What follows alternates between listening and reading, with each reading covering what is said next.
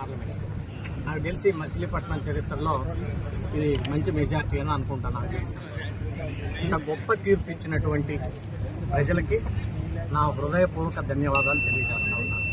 అదే రకంగా నాకు బీ ఫారం ఇచ్చి ధైర్యం చెప్పి పోయి పోటీ చేయమన్నటువంటి మా పార్టీ అధ్యక్షులు పవన్ కళ్యాణ్ గారికి కూడా నేను హృదయపూర్వకంగా ఆయనకు కూడా నేను ధన్యవాదాలు తెలియజేస్తా ఉన్నాను. అదే రకంగా మా పార్ట్నర్స్ అయినటువంటి చంద్రబాబు నాయుడు గారికి అలాగే మోడీ గారికి కూడా నేను ధన్యవాదాలు తెలియజేస్తాను. అందరు కలిసి ఒక అన్నదమ్ముల్లాగా మంచి విజయం సాధించాం. మచిలీపట్నానికి సంబంధించి అనేక సమస్యలు ఉన్నాయి.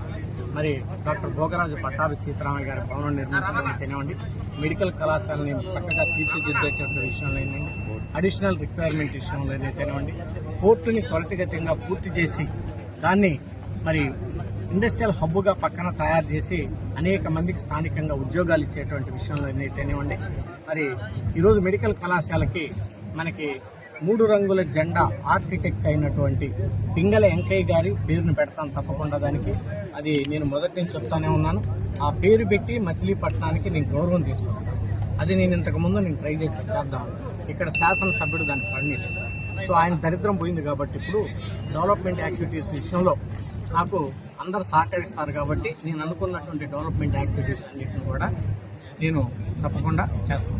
ఈరోజు నాకేదో 2,20,000 మెజార్టీ, అలాగే కొల్లి రవీంద్ర గారికి అసెంబ్లీకి ఇది 50,000 మెజార్టీ వచ్చిందని మేము గర్వంతో మేము మాట్లాడాల్సినటువంటి అవసరం.